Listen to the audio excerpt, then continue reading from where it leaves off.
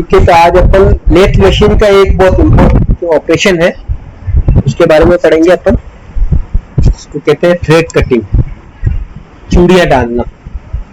तो थ्रेड्स के बारे में आप पिछले साल ड्राइंग में पढ़ चुके होंगे। ये किसी का माइक ऑन है, ये ऑफ कर दो, ठीक है। तो ये थ्रेड जो है चूड़ियां डालना है, इसके थ्रेड्स के बारे में आप फर्स्ट ईयर में वैसे पढ़ चुके होंगे ड्राइंग में, लेकिन फिर भी एक बार इंट्रोडक्टरी में बता देता हूँ कि थ्रेड्स होते क्या है और इन पे मतलब इनको फिर कैसे बनाते हैं, इसके ऑपरेशन को अपन आगे देखते हैं।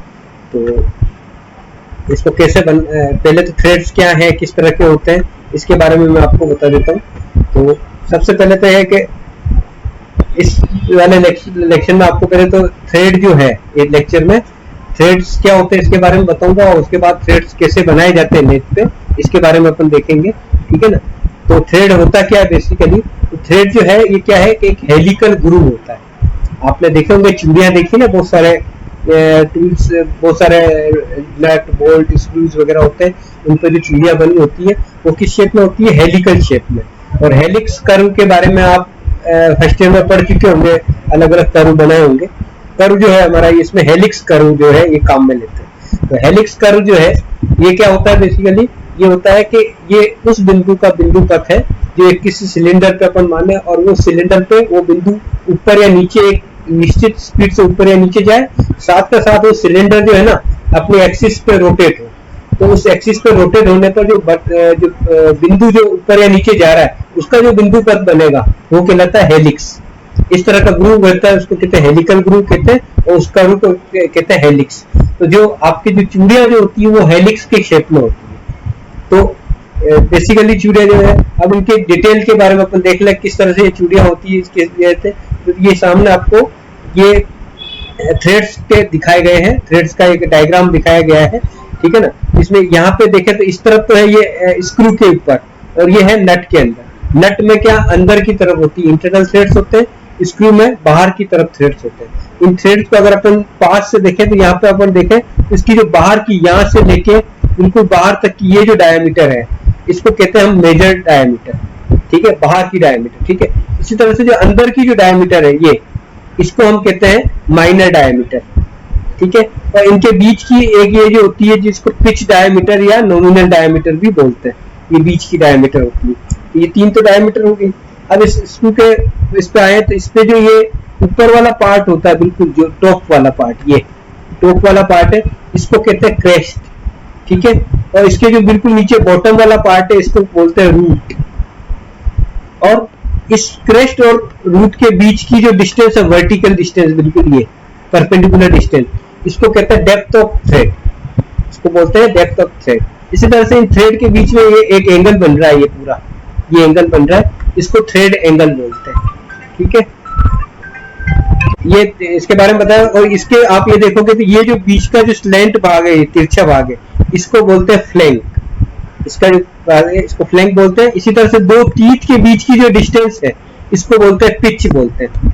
और ये जो एंगल है, एक तरह से ये एंगल जो बन रहा है, ये इसके वर्टिकल से कुछ एंगल बन रहा है, इसको अपन ये कहते हैं, ये कहलाता है हेलिक्स एंगल।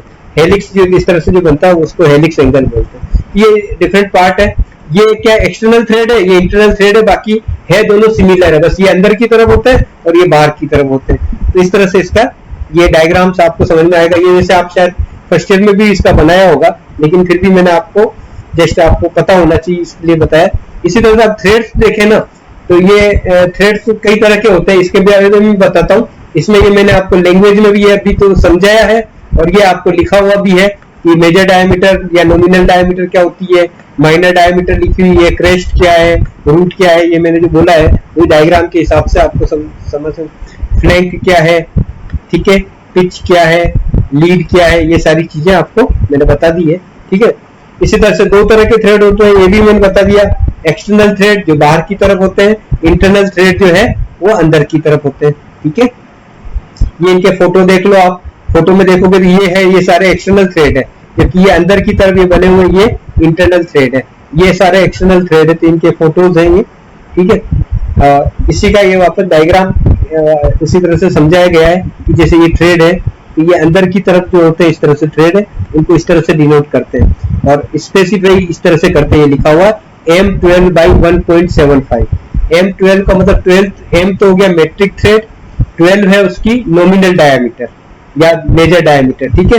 और मल्टीप्लाइड में 1.75 लिखा है, इसका मतलब है कि उसकी जो पिच है वो है 1.75। तो इस तरह से इनको स्पेसिफाई करते हैं, कहीं भी थ्रेड इस तरह से लिखे तो इस तरह से लिखा जाता है उनको। और ये वही डायग्राम है जो मैंने एक्सप्लेन किया है, ये एक्सटर्नल थ्रेड है, ये स्क्रू के ऊपर होते हैं, ये इंटरनल थ्रेड है जो नट के ऊपर होते हैं, ठीक है। ये इनके डिफरेंट पार्ट है, ये lead angle, helix angle, pitch, ठीक है, major diameter, minor diameter, thread angle, ये सारी चीजें आपको मैंने बता चुका हूँ, तो वही चीजें हैं, ठीक है। अब थ्रेड जो होता है ना, ये कई तरह के होते हैं, आपने देखा होगा, कहीं पे देखा होगा तो वी शेप में होते हैं, कहीं स्क्वायर शेप में होते हैं, कहीं पे मतलब गोलाई में होते हैं, इस तरह से। तो ये जो थ्रेड्स होते हैं ये उनकी शेप के अकॉर्डिंग, उनका जो प्रोफाइल जो होता है ना वो किस तरह का होता है उस पर डिपेंड करता है। तो जैसे ये बना हुआ है, ये है यूनिफाइड थ्रेड। यूनिफाइड थ्रेड में आप देखोगे तो ये इस तरह से ये जो एंगल बन रहा है, ये एंगल तो इसमें होता है कितना, 60 डिग्री, ठीक है। ये ए से डिनोट कर रखा है, ये 60 डिग्री है।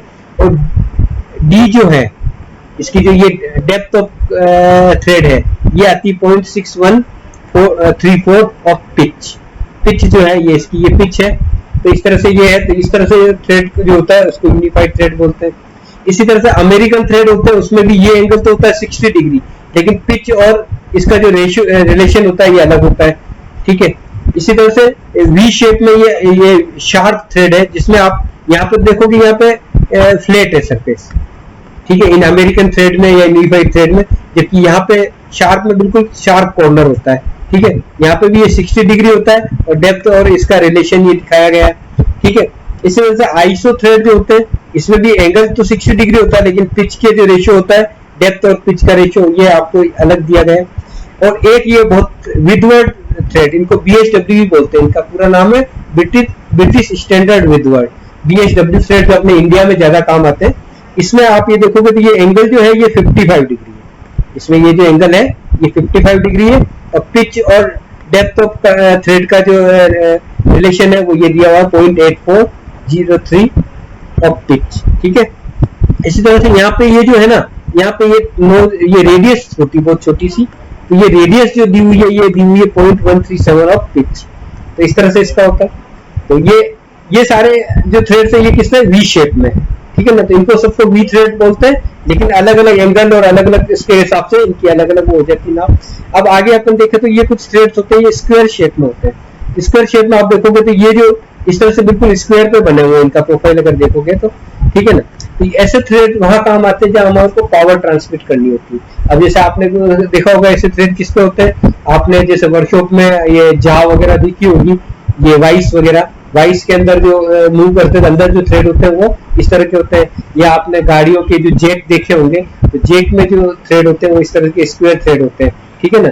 और इसमें डेप्थ ऑफ थ्रेड और पिच ये इस तरह से ये पिच पूरी ये है, ठीक है। और पिच और डेप्थ ऑफ थ्रेड का रिलेशन ये इसमें दिखाया गया है, इस तरह से होता है, ठीक है। इसी तरह से एक्मे थ्रेड जो होते हैं उसमें ये जो एंगल होता है, एक्मे थ्रेड थोड़े से ये कह सकते हैं अपने क्या कह सकते हैं रोम्बस शेप में, ऊपर ये फ्लैट सरफेस ज्यादा होती है, ठीक है ना। इसमें जो ये एंगल होता है ये 29 डिग्री होता है, डेप्थ ऑफ कट और इसका रिलेशन ये दिया हुआ होता है। तो इस तरह के थ्रेड को बोलते हैं एक्मे थ्रेड। जबकि बटरेस थ्रेड होंगे उसमें आप देखोगे ये सरफेस तो है बिल्कुल फ्लैट और ये सरफेस बिल्कुल वी शेप की तरह इंक्लाइंड है, ठीक है। तो एक तरह से इसको शार्प टीथ के टाइप में है, तो इस तरह के थ्रेड को बोलते हैं हम बटरेस थ्रेड। तो इसमें जो ए है, ए कौन सी है, ये एंगल, ये एंगल तो होता है 45 डिग्री होता है, कहीं कहीं पे 52 भी काम में लेते हैं अलग अलग, ठीक है। और ये डेप्थ ऑफ कट और इसका जो रिलेशन है ये दिया गया है। तो इस तरह से अलग अलग थ्रेड है। एक थ्रेड और है जो इसमें नहीं है, वो इस तरह से आपने कहीं देखा होगा बोटल्स वगैरह पे बने होते हैं इस तरह के, बिल्कुल गोल होते हैं ये, ठीक है ना। ये गोले में इस तरह के थ्रेड को बोलते हैं नकल थ्रेड। इस तरह के थ्रेड्स को बोलते हैं ये नकल थ्रेड्स। इस तरह के थ्रेड्स को बोलते हैं नकल थ्रेड्स। लिखा बराबर नहीं जा रहा है, तो इस तरह के थ्रेड्स कहलाते हैं नकल थ्रेड। तो ये अलग अलग तरह के थ्रेड्स इनके प्रोफाइल के अकॉर्डिंग ही अलग अलग जगह यूज है। तब आप देखोगे ये थ्रेड्स जो ज्यादातर है ये वी थ्रेड्स है, ये जनरली टाइट या फास्टनिंग के लिए ज्यादातर काम में आते हैं। इनमें क्या होता है कि स्ट्रेंथ ज्यादा होती है, क्योंकि स्ट्रेंथ के लिए ये पूरी सरफेस काम आती है। तो स्ट्रेंथ ज्यादा होती है तो और फ्रिक्शन भी अच्छा मिलता है। जबकि ये वाले जो थ्रेड स्क्वायर थ्रेड और एक्मे थ्रेड ये पावर ट्रांसमिशन के लिए काम में लेते हैं।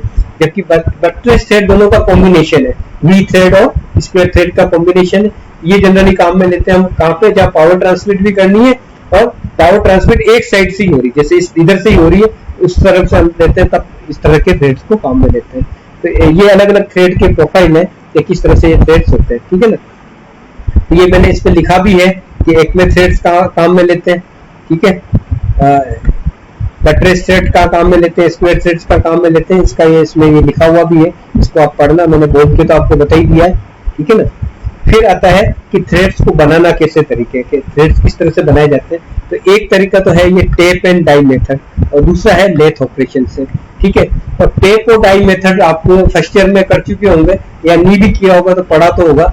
इसमें क्या होता है कि एक जैसे एक्सटर्नल थ्रेड बनाते हैं तो उसमें हम काम में लेते हैं डाई को, और इंटरनल थ्रेड बनाना है तो हम टेप को काम में लेते हैं। इनको क्या करते हैं, हाथ से घुमाते हैं। जैसे डाई का तो आपने एग्जांपल देखा होगा कई बार, ये जो प्लम्बर होते हैं पाइप वगैरह पे चूड़ियां डालते हुए आपने देखा होगा, एक डाई अंदर लगा के हाथ से उसको घुमा घुमा पे पाइप पे चूड़ियां डालते हैं। तो वो जो तरीका कहलाता है वो डाई से बनाते हैं, क्योंकि एक्सटर्नल थ्रेड होते हैं वो डाई से बन जाते हैं। इसी तरह से अगर इंटरनल थ्रेड बनाना है तो उसके लिए टेप होती है, वो टेप को अपन होल के अंदर उसको करते हैं, तो इस तरह से उसको करते हैं। ये किसी का माइक ऑन है, ऑफ कर दो, डिस्टर्बेंस हो रहा है। तो इस तरह से टेप और डाई से हम हाथ से इस तरह से चूड़ियां बना सकते हैं। दूसरा तरीका है लेथ ऑपरेशन से। तो लेथ ऑपरेशन से कैसे बनाते हैं इसके बारे में अपन डिटेल में आ जाते हैं। तो इसके लिए क्या करते हैं कि thread cutting on lathe is process that produces helical groove. मतलब लेथ पे हम जो हेलिकल ग्रूव बनाने का जो प्रोसेस है इसको थ्रेड कटिंग कहते हैं। अब इसमें क्या होता है कि बेसिकली इसमें हम जिसका जो हेल्प लेते हैं पूरी, this is perform by taking successive cut with threading tool. एक थ्रेडिंग टूल, जो थ्रेडिंग टूल कैसा होगा, जिस शेप का हमारे को थ्रेड बनाना है, जैसे वी शेप में बनाना है तो वी शेप का होगा, स्क्वायर बनाना है तो स्क्वायर शेप में होगा। अब वी शेप में होगा तो वी शेप में भी किस तरह का थ्रेड बनाना है, जैसे BHW बनाना है तो जो टूल है उसका एंगल जो होगा वो 55 डिग्री होगा। अमेरिकन थ्रेड है तो उसके इसमें 60 डिग्री होगा। तो किस तरह का थ्रेड है उसके अकॉर्डिंग हमारे को इसका टूल हमारे हम काम में लेते हैं, ठीक है। Work be threaded may be held between the centres. जिस थ्रेड को, जिस वर्क पे हमारे को थ्रेड्स बनाने हैं उसको दोनों सेंटर के बीच में लगाते हैं और उसकी if held in check and should be turned to size the thread before। इसको जिस साइज का थ्रेड बनाना है उस साइज के पहले डायमीटर का हम ऊपर उसको बना लेते हैं टर्निंग से, ताकि जैसे हमारे को 20 mm के साइज पे बनाना है और हमारे पास वर्क पीस 22 mm का है, तो पहले उसको टर्निंग करके 20 mm पे लाएंगे और उसके बाद हम उस पर थ्रेडिंग ऑपरेशन करेंगे, ठीक है ना। तो screw threads are used for many reasons, ठीक है। Adjustment, assembly. स्क्रू थ्रेड क्या काम आते हैं आप जानते हो, अलग अलग पार्ट्स को जोड़ने के लिए काम आते हैं, पावर ट्रांसमिशन में काम आता है, ठीक है। कहीं प्रेशर अप्लाई करना तो काम आता है, ठीक है। तो ये जहाँ पे भी हम इसको काम में लेते हैं उस हिसाब से। तो इसमें थ्रेड जो बनाने के लिए हमारे जो काम आएगा, ये तो लेथ का डायग्राम है, आप इसके बारे में मैं पूरा बता चुका हूँ। इसमें क्या करते हैं, बेसिकली ये जो चक है यहाँ पे तो हम क्या वर्क पीस को लगा देंगे और ये टूल जो है इस टूल पोस्ट पे लगाएंगे। और टूल कौन सा लेंगे हम यहाँ पे काम में, जिस शेप का हमारे को थ्रेड बनाना है, वी थ्रेड बनाना है या स्क्वायर थ्रेड बनाना है या बट्रेस बनाना है, तो उस शेप का ही हमारे पास टूल होना चाहिए, तो उस हिसाब से वो बनाएगा, ठीक है। फिर इसमें जो हम काम में लेंगे, मेन चीज जो हमारा क्या है, इसमें जो थ्रेड जो काटना है उसकी हमारे को पिच पता होनी चाहिए कि कितनी पिच का बनाना चाहिए। जैसे हमारा कि थ्रेड जो बनाना है वो हमारी पिच जो है वो 2 mm है, तो 2 mm के पिच बनाने के लिए हमारे को क्या करना पड़ेगा कि जैसे ये जो चक है, ये चक तो हमारा एक निश्चित स्पीड पे घूमता है, ठीक है, और ये टूल उसके हिसाब से आगे बढ़ेगा। तो हमारे को इस तरह से बनाना है कि ये जो चक है एक रोटेशन लेवे, तब ये जो हमारा कैरीज है वो इस डायरेक्शन में 2 mm बढ़े, तभी 2 mm का पिच बनेगा, है ना। तो हमारे को इस तरह से इसको सेट करना पड़ेगा कि चक के एक रोटेशन पे ये 2 mm आगे बढ़े, ठीक है। अब ये 2 mm आगे कैसे बढ़ेगा, तो इसके लिए क्या होता है, यहाँ पे लीड स्क्रू होता है, ये लीड स्क्रू होता है। ये लीड स्क्रू जो है इस कैरीज से जुड़ा हुआ होता है। तो अब क्या होता है, इस लीड स्क्रू की जो पिच है वो तो फिक्स है, उसको तो हम चेंज नहीं कर सकते। तो फिर क्या मैं एग्जांपल दूं, माना कि लीड स्क्रू की जो पिच है वो है माना कि 8 mm, है ना। तो 8 mm में है, तो इसका मतलब क्या हुआ, ये लीड स्क्रू एक रोटेशन में इसको कितना घुमाएगा, 8 mm घुमाएगा, है ना, 8 mm आगे बढ़ाएगा, जबकि हमारे को कितना चलाना है इसको, खाली 2 mm, एक रोटेशन पे 2 mm घुमाना है। इसका मतलब क्या होगा, जब ये एक रोटेशन करे तब हमारे को ये जो लीड जो स्क्रू जो है वो कितना 1/4 होना घूमना चाहिए, है ना, तो ये 1/4 घूमेगा तो ये कैरिज कितना चलेगा, 2 mm। तो इस तरह से इस चक और इस लीड स्क्रू के बीच में जो स्पीड रेशियो कितना होना चाहिए, 1/4 का।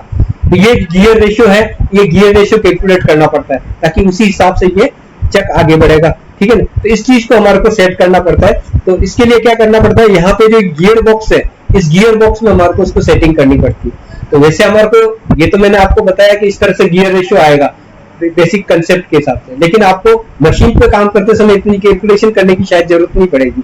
इसका रीजन ये है कि यहाँ पे क्या होता है कि गियर्स के अलग अलग लीवर लगे रहते हैं और एक प्लेट लगी रहती है जिसपे लिखा होता है कि इतने mm पिच, इतने mm पिच, अलग अलग पिच के लिए गियर की पोजीशन भी होती है, लीवर की पोजीशन। तो हम उन लीवर की पोजीशन सेट कर देंगे तो अपने आप ही इनके बीच में गियर रेशियो उतना सेट हो जाएगा, और वो सेट हो जाएगा तो अपने आप ही वो कैरिज उतना चलेगा। तो इस तरह से वो सेट हो जाएगा, ठीक है ना। तो इस तरह से हम इसको सेट करते हैं। अब इसको आगे करते कैसे, इसके लिए अपन आ जाते हैं। तो यही मैंने इसको लैंग्वेज में लिखा है। सबसे पहले तो हम क्या करते हैं कि थ्रेड की पिच निकालते हैं। पुराना तरीका अभी हम काम में लेते हैं, जनरली पिच काम में लेते हैं, कितने mm पिच है, लेकिन पुराने तरीके में क्या लेते थे, टीपीआई काम में लेते थे, क्योंकि पहले क्या इंचेज में ज्यादा काम करते थे। तो ये टीपीआई क्या हो गया, थ्रेड पर इंच। थ्रेड पर इंच बेसिकली ये कह सकते हो कि पिच तो क्या mm में लेते हैं, जबकि टीपीआई थ्रेड पर इंच, या थ्रेड पर इंच का उल्टा निकालेंगे तो पिच आएगी वो इंचेज में आएगी। रेसिप्रोकल अगर करते हैं अपन, जैसे माना कि थ्रेड पर इंच है 12, तो 12 है तो 12 का उल्टा कर देंगे तो 1/12 इंच उसकी हो जाएगी, उसकी पिच हो जाएगी। तो इस तरह से हम इसको पिच निकाल सकते हैं। लेकिन आजकल पिच नहीं काम में लेते, तो आपको ज्यादातर मशीन पे पिच में लिखा हुआ मिलेगा, वरना कहीं अगर टीपीआई लिखा हुआ होगा तो हमारे को जो पिच है उसको इंच में कन्वर्ट करके और उसका उल्टा कर दो, रेसिप्रोकल कर दो। जैसे मान लो पिच आई आपकी 2 mm को आपको इंच में कन्वर्ट करोगे तो 2/2 उसको इंच में कन्वर्ट करोगे तो जो भी इंच में कन्वर्ट करके आई उसका आप उल्टा कर दो। जैसे माना कि x आई तो 1/x उसकी टीपीआई हो जाती है। तो इस तरह से हम इसको निकाल सकते हैं, ठीक है।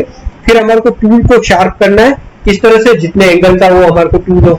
जैसे वी शेप में बनाना है, वी शेप में भी अगर VSW बनाना है तो बिल्कुल 55 डिग्री के एंगल पे। अगर एक में थ्रेड बनाना है तो हमारे को 60 डिग्री पे। तो जिस एंगल का बनाना उस एंगल का टूल हमारे को ग्राइंड करना पड़ेगा।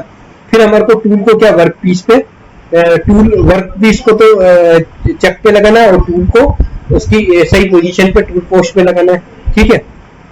और जो स्पीड जो होगी मशीन की वो स्लो रहेगी, क्योंकि इसमें क्या होता है थ्रेड्स काटते हैं तो बहुत स्लो स्पीड पे काटते हैं। तो स्पीड जो होगी हम स्लो स्पीड पे इसको करेंगे थ्रेड्स काटने का, तो मशीन की स्पीड जो है वो स्लो स्पीड पे सेट करेंगे, ठीक है।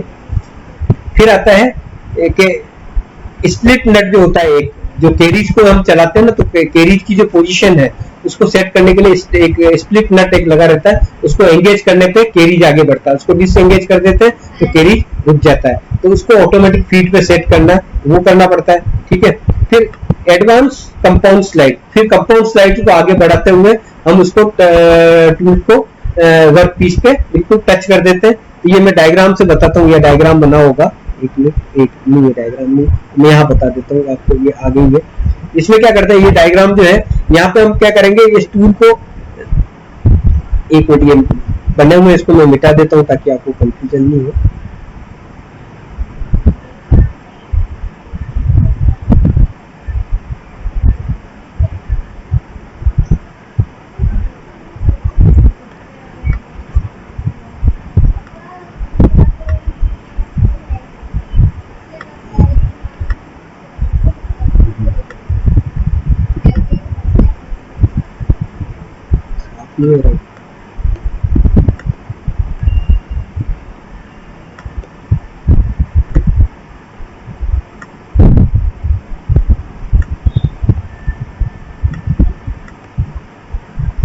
ये जो बन गया है मैं इस गेम को बता देता हूँ आपको।